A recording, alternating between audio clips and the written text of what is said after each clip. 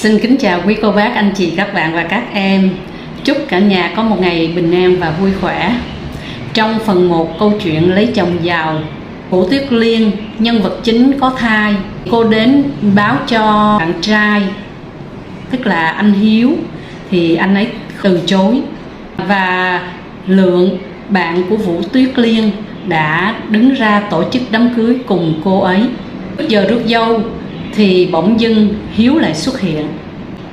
Và bây giờ kính mời mọi người cùng nghe tiếp. Phụ nữ đúng là phụ nữ. Đàn ông họ chỉ mới nói đôi ba câu ngọt ngào, bao nhiêu đau đớn, oán hận liền tan biến. Tôi nhìn anh, nhìn ánh mắt đầy hạnh phúc kiên định nói: em đồng ý. Trong cuộc đời, người cười tất sẽ có người khóc. Tôi vẫn còn nhớ như in cảnh tượng đau đớn ngày hôm đó. Nhớ cảnh tượng mọi người ngơ ngác, hỗn loạn khi nghe tôi tuyên bố hủy hôn ngay trước giờ làm lễ rước dâu. Nhớ lại hình ảnh bố mẹ Lượng đã tức giận ra sao, chửi mắng tôi thậm tệ ra sao. Nhớ đến ánh mắt đau đớn, bi thương đầy tuyệt vọng của Lượng. Nhớ tới hình ảnh người mẹ già đau đớn bất lực quỳ xuống chân người ta xin lỗi. Nhớ tới khoảnh khắc mẹ bắt tôi quỳ xuống trước bàn thờ tổ tiên, trước di ảnh ông bà mà đánh mắng, bắt tôi thề thốt xin lỗi mọi người. Giờ phút đôi chân mẹ chạm đất, tim tôi đau như thắt lại. Tôi muốn nín đỡ mẹ dậy, nhưng chỉ nhận được cái hất tay đầy lạnh lùng của bà. Không riêng gì mẹ, tất cả mọi người xung quanh đều nhìn tôi đầy lạnh lùng, khinh miệt. Tôi lẻ loi chới với giữa đám cưới của chính mình. Tôi không trách mọi người, bởi tôi hiểu họ làm vậy là hoàn toàn đúng. Trong mắt họ, tôi chính là đứa con gái hư hỏng, bỏ chồng theo trai ngay trong ngày cưới của chính mình. Nếu là tôi, có lẽ tôi cũng sẽ xử sự như vậy thôi. Tôi không biết hôm đó mình đã rời nhà ra sao. Tôi chỉ biết rằng trước khi tôi rời nhà, cảnh tượng rất hỗn loạn. Một trận đánh lớn diễn ra giữa hai người con trai. Đám đông xung quanh người la, người hét, người xông vào can. Cuộc đánh đấm kết thúc. Lượng nhìn tôi, ánh mắt vằn lên những tia máu, nghiến răng nói: cút, mấy người mau cút đi cho khuất mắt tôi. Em xin lỗi. Xin lỗi? Đến cuối cùng cô chỉ nói được với tôi 2 chữ xin lỗi thôi sao? Cút, cút hết đi. Lượng gào lên, rồi như người điên mất hết lý trí, Lượng dùng tay hất tất cả mọi thứ trên bàn xuống. Tiếng vỡ vụn của chén bát, tuyến ly bể loang choang vỡ thành từng mảng trên mặt đất. Tiếng người gào thét điên cuồng, máu nhỏ tí tách từng giọt xuống, từng giọt rơi xuống đất. Lượng ơi, em xin lỗi. Bỏ lại sau lưng tất cả, tôi theo Hiếu về nhà họ Dương. Đứng trước cửa lớn của ngôi nhà cao tầng rộng lớn, khang trang nhất nhì trong vùng, bao nhiêu nỗi đau đớn bỗng chốc tan theo mây khói. Lúc đó tôi chỉ ngây thơ nghĩ rằng chỉ cần có tiền tôi sẽ có hạnh phúc. Mà nào biết rằng sớm sống trên những đồng tiền không phải do mình làm ra, nó thật sự rất khó khăn. Ngay cả những điều nhỏ nhặt nhất cũng phải dùng máu và nước mắt để đổi lấy. Ở bên Hiếu, mặc dù chúng tôi chưa cưới xin gì, chưa chính thức trở thành vợ của Hiếu, nhưng trên dưới nhà họ Dương đều đối xử với tôi rất tốt, cung phụng hầu hạ tôi như một nữ chủ nhân. Cô chủ, con mời cô ra ăn cơm. Liên, để anh đưa em ra ngoài dạo phố nhé. Nào đi cẩn thận thôi. Đây, mẹ sai người hầm cháo cá chép cho con đây. Ăn nhiều vào, ăn nhiều thì cháu mẹ nó mới khỏe mạnh được chứ. Ông chủ, tôi mua 2 chiếc vòng này. Liên, em xem chiếc vòng cổ này đẹp không? Em đeo lên trông đẹp lắm đó. Tháng ngày mang thai có lẽ là những ngày tháng hạnh phúc nhất khi tôi sống ở nhà họ Dương. Có mẹ chồng quan tâm, chồng yêu thương. Duy chỉ có một điều khiến tôi không khỏi buồn phiền, đó là mẹ vẫn chưa tha thứ cho tôi. Mấy lần mua quà về thăm nhà, vừa trông thấy tôi, mẹ liền tức giận đóng cửa sầm lại, thậm chí còn ném hết quà tôi mua tặng ra ngoài cổng, rồi lạnh lùng nói: tao không còn đứa con gái như mi, con gái tao chết rồi. Nhưng không sao, tôi tin chỉ cần tôi kiên trì rồi sẽ có ngày mẹ hiểu cho tôi.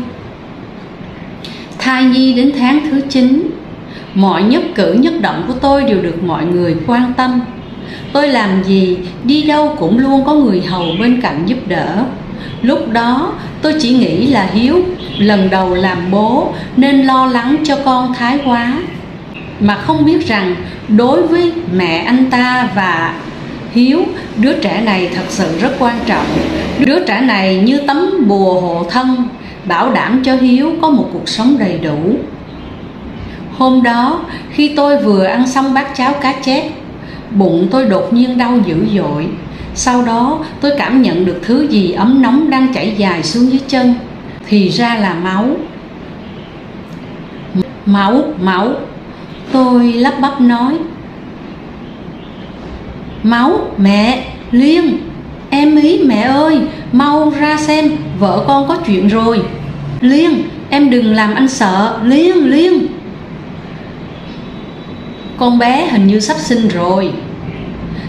rồi, bác Tiến chuẩn bị xe thôi. Hiếu còn đơ người ra đó à, mau bế con bé ra xe. Xe chạy đến trạm xá, bác sĩ đã chờ ở cổng từ trước.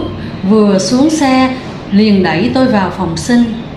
Bụng đau dữ dội, tôi cắn răng cố gắng hít thở và rặn ra theo lời bác sĩ bảo. Nhưng sao đứa bé mãi vẫn chưa ra? Cơn đau mỗi lúc một dồn dập, tôi đau đến mức cả người lả dần đi. Trước khi hoàn toàn mất hết ý thức, tôi nghe loáng thoáng bác sĩ nói với nhau rằng: cứu đứa trẻ. Gia đình bệnh nhân quyết định cứu đứa trẻ, giữ lại đứa trẻ bỏ người mẹ. Cũng may ca mổ thành công ngoài mong đợi, cả tôi và con đều được cứu. Lúc tôi tỉnh dậy, Hiếu và mẹ chồng đang bế con bên cạnh. Dù vẫn còn mệt, nhưng tôi vẫn cố gượng nói: Mẹ cho con nhìn con của con một chút. Nào, cu bon ra cho mẹ nhìn tí nào. Trông thằng bé đáng yêu chưa kìa. Chao ơi, giống y hệt thằng cha nó lúc còn nhỏ. Trông thằng bé đáng yêu chưa kìa. Kể từ ngày sinh, tôi mơ hồ nhận thấy thái độ của Hiếu đối với tôi dần có sự thay đổi. Ánh mắt anh nhìn tôi có những lúc lạ lắm. Đã có những lần tôi không nén nổi tò mò mà hỏi anh, nhưng anh đều trả lời qua loa là không có gì. Mãi đến khi anh ngang nhiên tuyên bố lấy người khác làm vợ, tôi mới hiểu ánh mắt kỳ lạ đó của anh. Hôm đó, trong lúc đang cho con bú, cái Thu gõ cửa phòng tôi và bảo mẹ chồng tôi có chuyện cho gọi. Không hiểu sao, tự nhiên nghe con bé nói, tôi lại cảm thấy bất an. Đưa con cho cái Thu, tôi chỉnh lại quần áo rồi đi ra nhà chính. Dạ thưa mẹ cho gọi con. Con ngồi đi, mẹ có chuyện cần nói. Xin chào Tuyết Liên, cô nhớ tôi chứ? À, thì ra là Thư. Tôi kinh ngạc nhìn Thư. Cô ta đang khoác tay Hiếu bước đi đầy thân mật. Trong đầu xuất hiện vô vàn câu hỏi. Tại sao cô ta lại ở đây? Tại sao cô ta lại khoác tay Hiếu? Tại sao trong hai người họ lại thân mật như thế? Hiếu, anh làm cái chi rửa? Mau buông cô ta ra. Mặc kệ mẹ chồng còn ngồi trước mặt, tôi không nhịn được chạy tới hất tay Thư ra. Tránh ra. Hiếu lạnh lùng xô ngã tôi xuống đất. Anh dám đầy tôi như rửa. Cô nghĩ mình là ai chứ cô nghĩ mình là ai? Có vẻ gia đình tôi cưng chiều cô quá nên cô quên mất thân phận của mình rồi thì phải. Mẹ, con nghĩ đã đến lúc chúng ta phải phân rõ thân phận với cô ta rồi đó. Liên à, mẹ biết để sinh được đứa cháu cho nhà họ Dương, con đã chịu nhiều vất vả. Mẹ cũng từng mang thai, cũng từng sinh con, nên mẹ hiểu điều đó hơn ai khác. Mẹ thương con lắm, nhưng quả thật con không thích hợp với vị trí thiếu phu nhân trong gia đình này. Người làm vợ Hiếu phải là người có ăn có học, môn đăng hộ đối, phải biết giúp đỡ chồng trong công việc làm ăn, chứ không phải là một người phụ nữ ăn bám như con, ngày ngày chỉ biết đến việc làm sao tiêu thật nhiều tiền của chồng. Đây, con hãy cầm số tiền này mà về làm lại từ đầu đi con. Mẹ nói đúng đó, người hợp với anh Hiếu chỉ có tôi thôi. Thời gian làm phường hoạn của chị cũng hết rồi, nên chị trở về cái ổ chuột của mình đi. Vở diễn này cũng nên hạ màn thôi. Các ngươi lừa tôi. Ngay từ đâu các ngươi đã không có ý định cười tôi. Anh không muốn lạy tôi, tại sao lại ngăn cản tôi cưới người khác? Không yêu tôi, tại sao lại đối xử với tôi như rửa? Tại sao anh cho tôi hy vọng, rồi tại sao lại nhận tâm bóp nát thứ hy vọng duy nhất trong tôi? Hiếu, anh nói đi, tại sao anh lại đối xử độc ác với tôi như rửa? Tôi đã làm gì sai? Tôi đã làm gì sai mà mấy người đối xử với tôi độc ác như rửa? Cô tưởng anh ấy muốn gần cô lắm sao? Nếu không phải vụ tai nạn chết tiệt đó, cô nghĩ rằng một đứa nghèo hèn như cô lại có cơ hội bước chân vào gia đình này à? Liên, nghe mẹ đi con, cầm số tiền này về nhà làm lại từ đầu đi. Cu Bon cứ để đây cho mẹ chăm. Mẹ cam đoan sẽ chăm sóc và nuôi nấng Cu Bon thật là tốt. Mẹ ơi, con không đi mô. Con không muốn đi mô mẹ ơi. Con xin mẹ cho con ở lại đây đi. Con của con nó con bé lắm, con không thể rời xa thằng bé được. Mẹ ơi, mẹ cho con ở lại nhé. Tiền đây, mau cầm lấy rồi cút đi đi. Thư đi tới, hất tay tôi ra khỏi người mẹ. Mẹ không nhìn tôi mà bước vội vào phía trong. Hiểu ơi, em xin anh cho em ở lại đấy đi. Tôi quỳ gối, lê lết trên sàn nhà ôm lấy chân Hiếu cầu xin. Em xin anh mà anh Hiểu, cho em ở lại đấy đi. Tôi vừa quỳ vừa dập đầu, miệng không ngừng cầu xin. Từ phía sau, Thư đi lại bên Hiếu, dùng chân đạp mạnh vào người tôi, khiến tôi ngã dúi dụi ra phía sau, ả rít lên. Con này, mày còn không mau biến đi. Anh Bình đâu? Mau sai người lôi cổ con này ra khỏi đây đi. Từ đây về sau cấm không cho nó bước vô cái nhà này nửa bước nha. Mấy người làm trong nhà cũng hùng dũng tiến tới. Quá hoảng sợ, tôi ôm chặt lấy chân Hiếu van nài cầu xin. Anh ơi, đừng mà anh, đừng như rửa mà anh. Anh cho em ở lại đây đi, cho em ở lại đây đi anh. Tiếng la hét vang xin vọng lên khắp nhà, không một ai đối hỏi quan tâm. Hiếu vẫn đứng im như thóc. Bên cạnh anh là Thư đang mỉm cười đầy đắc ý. Anh Bình lôi sình sệt ra ngoài. Mãi đến khi ra đến gần cửa, Hiếu đột nhiên lên tiếng. Thôi, thả cô ta ra đi, không cần phải lôi như thế. Dạ. Tôi ngã quỵ xuống đất.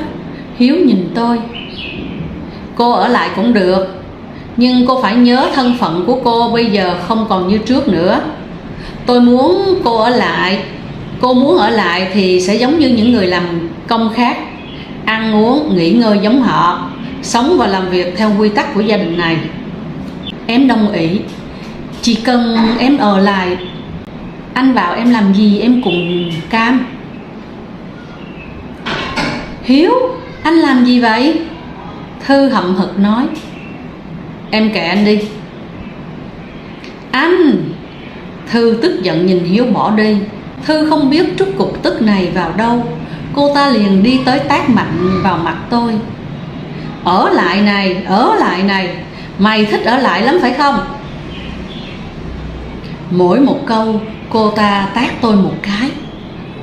Đem toàn bộ đồ của cô ta xuống nhà kho, đưa cậu chủ nhỏ sang phòng của tôi và Hiếu.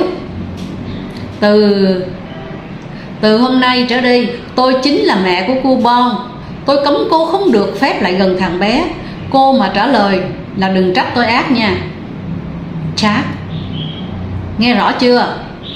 Dạ rồi, chát. Nghe rõ rồi thì nói lại cho tôi xem. Nén nỗi nhục nhã, tôi cắn răng nói: thưa cô, tôi biết rồi. Thư hài lòng nói: phải thế chứ. Giặt đi, giặt sạch vào. Giặt xong thì ra ngoài kia chảy hết chỗ củi kia để nấu. Nhanh cái chân lên, khuôn hết đống gạo này vào trong kho cho tôi. Này, mau giặt hết đống quần áo này đi chứ. Đống này vẫn còn bẩn này, mau giặt lại. Nước hết rồi kìa, đi gánh nước đi. Cô chủ muốn ăn cua đồng, mau ra ruộng bắt cua về đây cho tôi.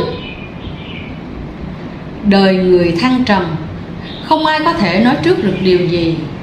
Mới hôm qua thôi, tôi vẫn còn là mợ chủ cao cao tại thượng, bên cạnh lúc nào cũng có vài ba người trò chuyện. Hôm nay bên cạnh tôi cũng là vài ba người, nhưng họ đến không phải là trò chuyện, mà đến để hành hạ sỉ nhục tôi.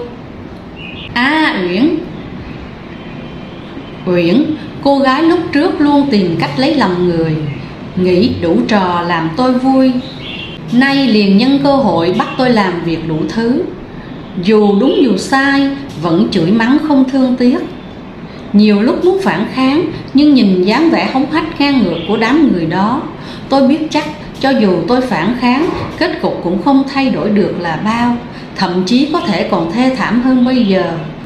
Nói không ngoa, thân phận của tôi bây giờ còn hà đẳng thấp kém hơn cả một người giúp việc. Một lần trong lúc đi ra đồng với mọi người, tôi vô tình gặp lại Lượng. Thấy tôi, ánh mắt cậu ấy thoáng ngỡ ngàng, nhưng rất nhanh liền trở nên tức giận. Lượng nhìn tôi mỉa mai hỏi: ôi, tôi có nhìn nhầm không? Thiếu phu nhân mà phải ra đồng gánh lúa sao? Làm dâu nhà hàng giàu hẳn phải sướng lắm đúng không? Sướng đến nỗi cô nhẫn tâm dẫm đạp lên tình cảm của tôi, biến tôi thành thằng hề trong mắt mọi người. Cô hành hạ tôi, khiến tôi sống không bằng chết, để rồi cô sống thế này sao? Quả báo, đây chính là quả báo của cô đó thiếu phu nhân à. Lượng huýt vai tôi, gánh lúa trên vai đổ ập xuống. Tôi cúi đầu nhặt từng bó lúa, nước mắt lã chả rơi. Tôi không trách Lượng, bởi tôi hiểu anh làm như vậy là đúng. Nếu là tôi cũng sẽ hành sự như anh vậy thôi. Nào có ai đủ bao dung, không oán không hận một người mình đã dốc lòng yêu thương, để rồi nhận lấy chỉ là một lời nói hủy hôn ngay trong ngày cưới, là nỗi nhục nhã nhạo báng của người đời. Gánh lúa về đến nhà, người tôi như muốn lả đi. Trong cơn mệt mỏi, tiếng con khóc oe oe thảm thiết khiến cả người tôi khỏe lạ thường. Tôi chạy vội vào theo tiếng khóc. Con của mẹ đã hơn tháng qua, mẹ chưa được gặp mặt con lấy một lần. Mẹ nhớ con nhiều lắm con biết không? Biết bao đêm mẹ thức trắng với nỗi nhớ con da diết. Biết bao đêm khi nghe tiếng con khóc, mẹ chỉ biết ôm lấy bộ quần áo của con vào lòng mà khóc. Nỗi nhớ này có ai thấu cho? Con của tôi đang được đặt trên giường, không có ai xung quanh. Tôi chạy đến ôm vội con vào lòng, không ngừng dỗ dành. Con ngoan, mẹ thương con ngoan, đừng khóc nữa. Con trai cưng của mẹ nhớ con nhiều lắm, đừng khóc, mẹ thương con mà. Ngoài cửa, Thư từ đâu xuất hiện, nhìn thấy tôi bế cu bon, cô ta tức giận hét lớn: ai cho cô vào đây vậy? Bỏ cái bàn tay dơ bẩn của cô ra khỏi người con tôi ngay. Phần 2 đến đây đã kết thúc. Xin tạm dừng lại ở đây. Hẹn gặp lại quý vị ở phần 3 vào lúc 5:30 sáng ngày mai. Xin chào tạm biệt.